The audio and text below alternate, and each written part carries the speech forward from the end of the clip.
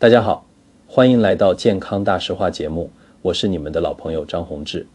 时间过得真快，转眼间又到了我们华人最重视的春节。这几天我看着窗外街道上车水马龙，大家都在赶着办年货，高速公路上也是南来北往的车潮，心里特别有感触。对于我们这些上了年纪的人来说，过年图的就是个团圆，求的就是个家和万事兴。尤其是在我们台湾，无论平时在台北打拼，还是在高雄忙碌，除夕夜这一顿围炉是雷打不动的规矩。但是各位老友们，在这喜气洋洋的背后，有些事情我不得不提醒大家。我在安养院这30年看过太多家庭的悲欢离合，每到过年后总会有一些长辈带着落寞的神情回到院里，甚至有的老人家会跟我诉苦，说好好的团圆饭最后却吃得不欢而散，甚至兄弟姐妹之间反目成仇。为什么会这样？很多时候不是因为感情淡了，而是因为话说错了。古人说病从口入，祸从口出，这句话一点都不假。尤其是面对我们从小一起长大的手足，我们往往因为太熟悉就忘了分寸，觉得什么都可以直说，结果无意间的一句话就像一把利刃刺进了亲人的心里。今天我就想结合我在安养院看到的真实案例，和大家聊聊过年聚会时哪5种话您就算烂在肚子里也千万别对兄弟姐妹说，这不仅是为了维护当下的气氛，更是为了守住我们晚年的亲情防线。首先，这第一种绝对不能说的话，就是关于收入的炫耀与比较。现在社会变迁很快，大家的际遇各不相同，同一个父母生的孩子，长大后的发展可能天差地远。有的兄弟可能在竹科当工程师，或者自己创业当老板，年终奖金领得让人羡慕，而有的姐妹可能只是在一般的产工厂做工，或者在公司当个基层行政，每个月领着固定的薪水，背负着沉重的房贷，还要养小孩，日子过得紧巴巴的。在围炉的餐桌上，如果您不经意地透露自己今年股票赚了多少，或者刚换了什么进口名车，买了哪里的豪宅，虽然您可能只是单纯想分享喜悦，但在那些过得不如您的兄弟姐妹耳里，这往往就成了刺耳的炫耀。我曾经在安养院见过一位林伯伯的子女，大哥在台北做贸易，生意做得很大，每次来探望父亲，言语之间总是充满了优越感，动不动就说今年换了宾士，明年打算去欧洲旅游。而他的弟弟只是个开计程车的司机，每次听到这些脸色都很难看，渐渐的弟弟就不太愿意跟哥哥同时出现了，连带的对父亲的探视也变少了。这就是人心的微妙之处，落差感是客观存在的，它很容易转化为嫉妒，甚至是自卑。一旦有了这种情绪，你们之间的对话就不再纯粹了。我看过一段很有智慧的话，说如果您现在月薪10几万，告诉父母您可以稍微多说一点，让老人家放心，觉得孩子有出息，告诉朋友要打个折，保持低调。但是告诉兄弟姐妹，特别是那些混得不如您的，最好还是含糊一点，甚至可以适度哭穷。为什么？因为告诉父母是孝顺，父母永远希望您过得好，不会算计您的钱。但兄弟姐妹有了各自的家庭，心态就复杂了。您过得太好，他们心里可能会酸酸的，甚至以后有困难就会理所当然的找您借钱，借了不还您心里不舒服，不借又伤感情。所以为了家庭和谐，在这个话题上我们还是要懂得藏富，这不是虚伪，这是一种慈悲，是照顾亲人的感受，给彼此留一点余地。第二种要烂在肚子里的话，就是翻旧账。很多兄弟姐妹从小一起长大，几十年的相处，难免会有磕磕碰碰。小时候抢玩具打架，长大后可能因为分家产、照顾父母的问题产生过矛盾。有些家庭因为早年父母分地不公，或者在谁多读了书，谁早早出来工作这些事情上，心里一直存着怨气。但是过年聚会是开心的场合，大家难得从四面八方聚在一起，如果您在这个时候借着几杯高粱酒下肚，把10几20年前的陈谷子烂芝麻的事翻出来说，比如当年爸妈就是偏心，你让你补习却叫我去工厂做工，那时候我结婚你包的红包最少，这气氛瞬间就毁了。我记得安养院里有一位陈阿姨，80多岁了，她的2个女儿每次来，只要一见面就开始吵架。吵什么呢？吵30年前妈妈帮姐姐带小孩，却没帮妹妹带。这都过了半辈子了，还在翻旧账。这种旧账一翻开，就像撕开愈合的伤口，血淋淋的，对谁都没有好处。过去的事情已经发生了，无法改变。我们常说亲不亲一家人，打断骨头连着筋。既然选择了聚在一起，就要学会放下。总是抓着过去的恩怨不放，那是跟自己过不去，也是让父母在天之灵不得安宁，或者是让还健在的父母感到心寒。做人要大度一点，这也是一种修养，一种格局。第3种话就是关于孝心的攀比。这一点我在安养院感受最深，也是最容易引发家庭战争的导火线。很多子女在照顾父母的方式上不一样，有的子女经济条件好，出钱请外籍看护，让父母住好的安养中心，买昂贵的燕窝、人参；有的子女经济普通，但出力多，常来陪伴，帮忙擦澡、喂饭。在聚会时，最忌讳的就是拿孝心来对比。比如说，大哥在饭桌上大声说：“我今年给爸妈买了最好的按摩椅，花了好几万。”这话听在经济拮据，只能买点水果的小妹耳里，是不是在暗示他没尽孝？或者常来照顾的小妹说：“我每个周末都回来帮妈洗衣服，不像某些人只知道出钱，人影都不见，以为有钱就是孝顺吗？”这话大哥听了心里能舒服吗？这种话一说出口，原本和谐的气氛马上降到冰点。孝顺是发自内心的，不是做给别人看的表演，更不能用金钱的多少来衡量。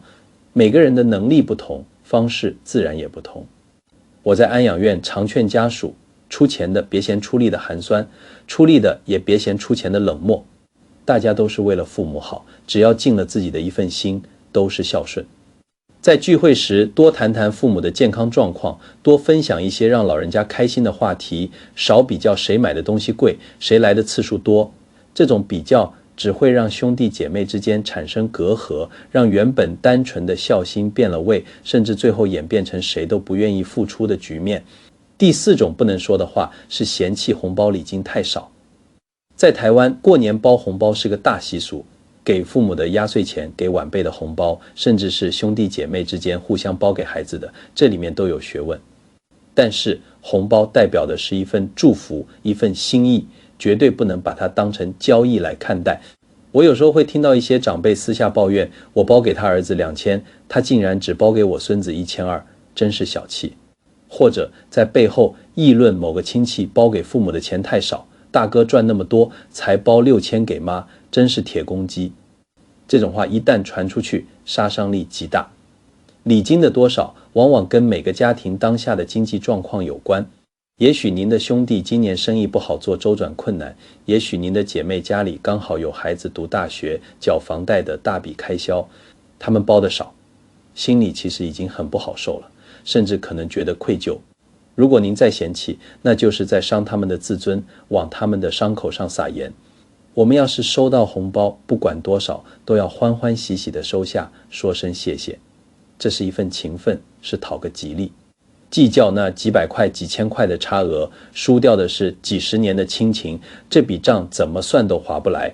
做人要厚道，看破不说破，大家面子上都过得去，这年才能过得舒心。第5种话就是对晚辈的过度批评和指点。现在的年轻人生活压力其实比我们当年大多了。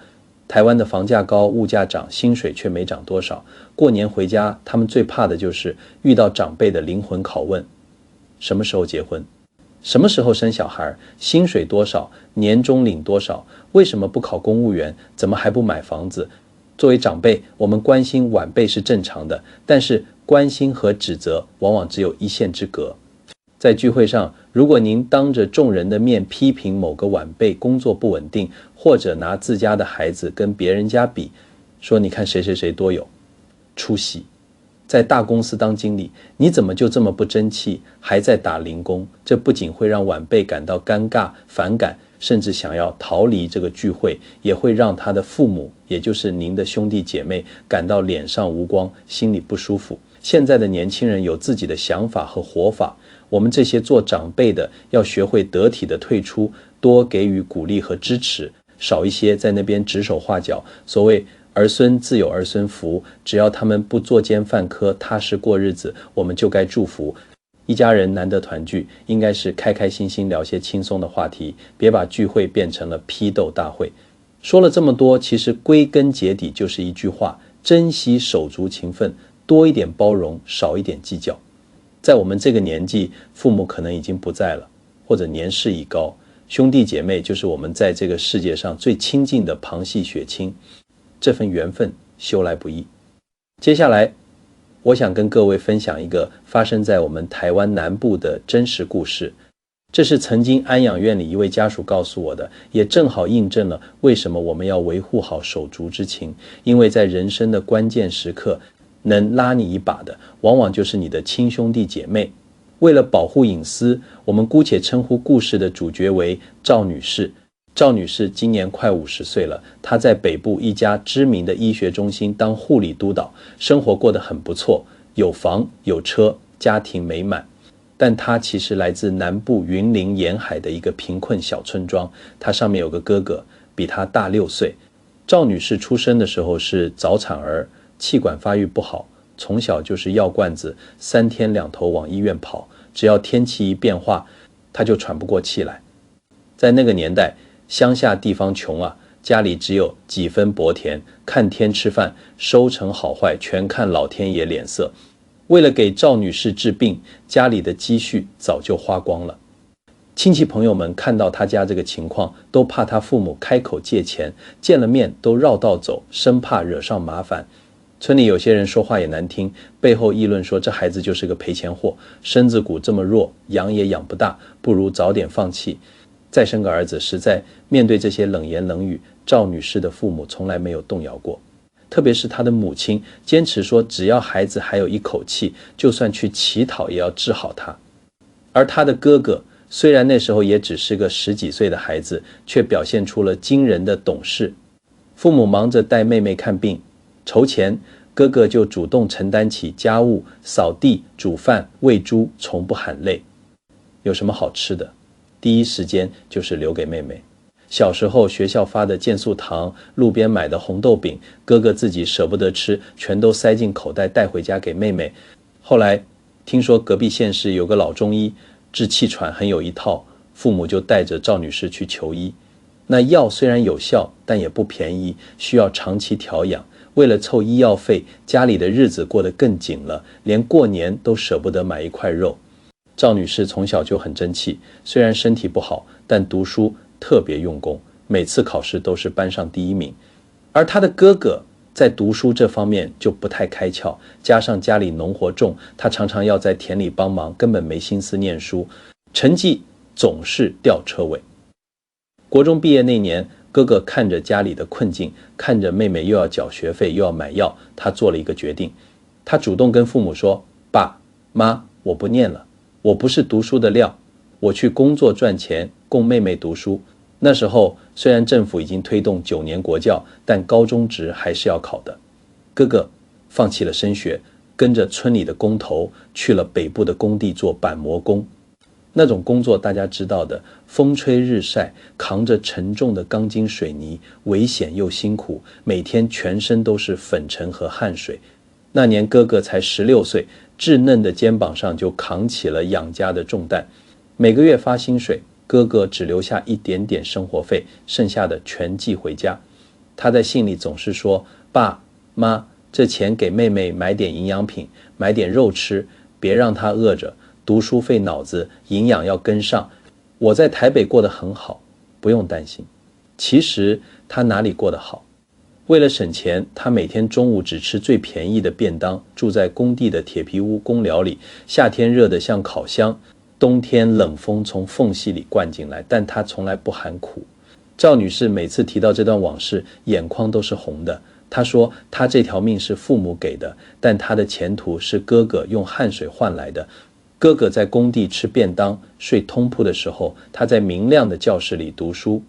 她心里暗暗发誓，一定要考上最好的大学，将来出人头地，报答哥哥的恩情。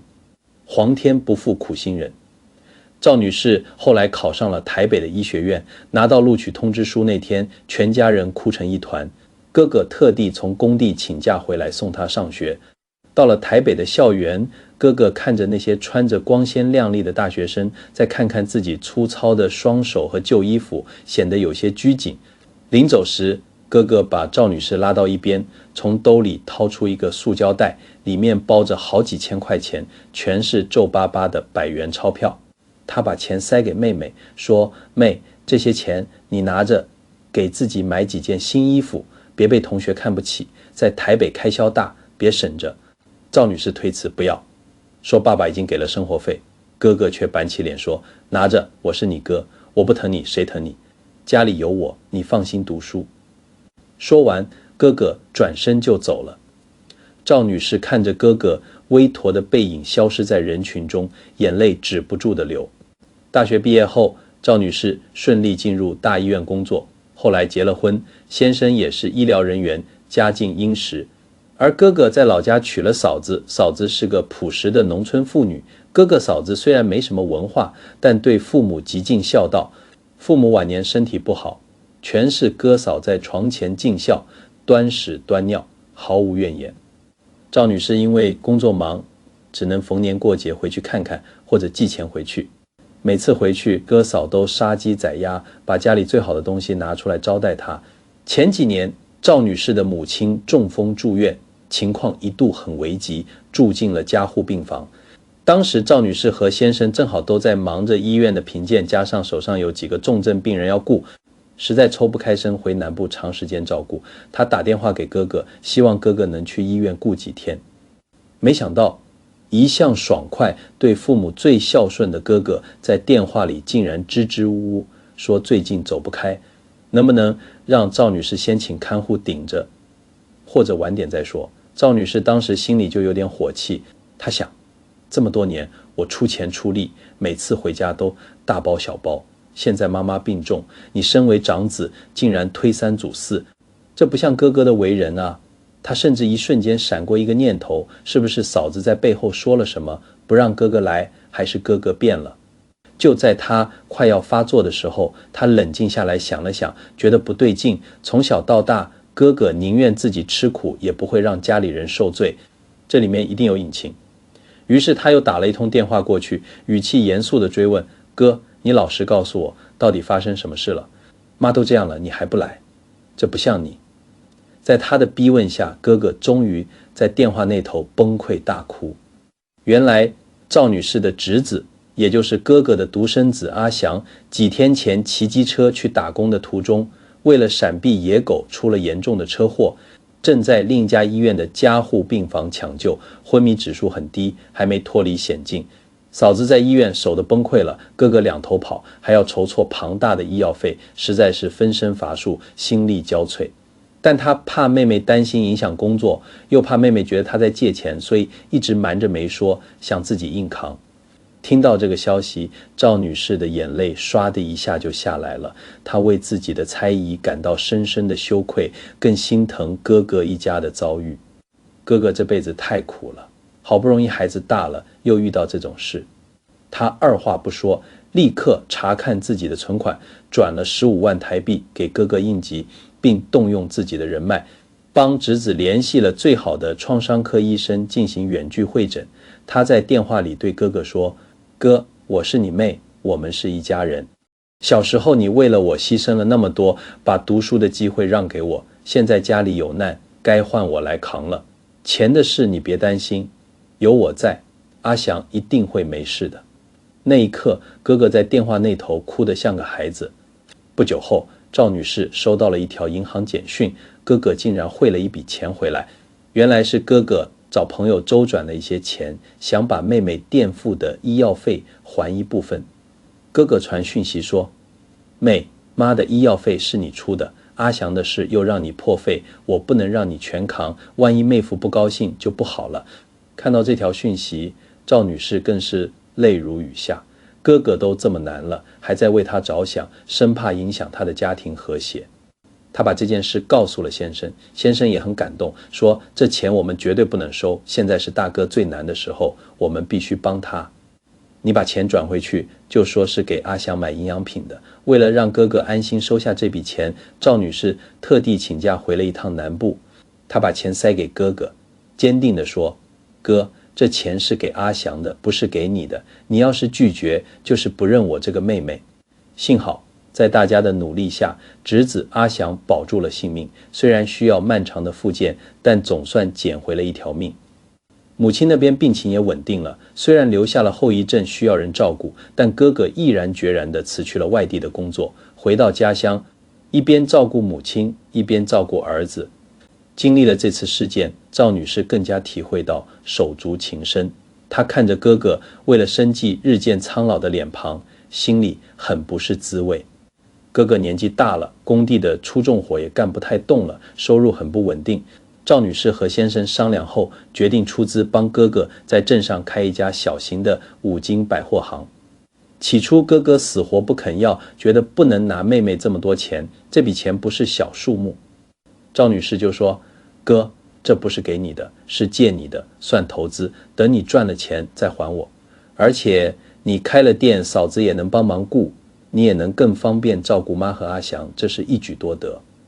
在妹妹的坚持下，五金行开起来了，因为哥哥嫂子为人老实诚恳，东西实在，价格公道，生意越来越好。虽然发不了大财，但至少不用再风吹日晒，日子过得安稳多了。第一年赚了钱，哥哥马上就要还钱，赵女士拗不过，收下了一部分，剩下的坚持让哥哥留着扩大店面。现在两家人的关系好得不得了，每逢过年，赵女士回到老家，一家人围在一起，哥哥嫂子忙进忙出，准备丰盛的年菜。母亲坐在轮椅上，笑得合不拢嘴。侄子阿祥也康复得差不多了，帮忙招呼客人。那种笑声，那种温暖，是发自内心的幸福，是任何金钱都买不到的。各位老友，听完这个故事，不知道大家有什么感触？在安养院里，我看过太多为了遗产告上法院的兄弟姐妹，也看过因为父母照顾问题互不往来的家庭。对比之下，赵女士和她哥哥的故事显得格外珍贵。他们之所以能这么幸福，是因为他们懂得感恩和体谅。哥哥在妹妹弱小时无私的付出，不求回报；妹妹在发达后没有忘本，在哥哥最困难的时候伸出援手。他们之间没有计较谁付出的多，谁付出的少，只有在对方需要的时候毫不犹豫地站出来。这才是真正的兄弟姐妹，这才是我们台湾社会里最美的手足之情。回到我们一开始说的话题，为什么我劝大家在过年聚会时要管住自己的嘴？因为语言是有力量的，它能温暖人心，也能如利刃般伤人。如果您在饭桌上炫耀财富，您就在无形中拉开了与手足的距离；如果您翻起旧账，您就是在消耗过去的情分；如果您攀比孝心，您就是把神圣的亲情庸俗化；如果您计较红包礼金，您就把自己变成了市侩的小人；如果您苛责晚辈，您就成了大家避之唯恐不及的顽固长辈。人到中老年，我们更要活得通透。什么是福？不是家财万贯，而是家庭和睦，身体健康，心无挂碍。当我们老了，父母走了，兄弟姐妹就是我们在这个世上最后的见证人。他们见证了我们的童年，见证了我们父母的容颜，这种连结是任何朋友都无法替代的。所以今年的春节聚会，让我们都做一个有智慧的长辈，多听少说，多赞美少批评。看到混得好的兄弟，我们真诚祝福，不嫉妒；看到过得辛苦的姐妹，我们默默关心，能帮则帮，但不伤人自尊。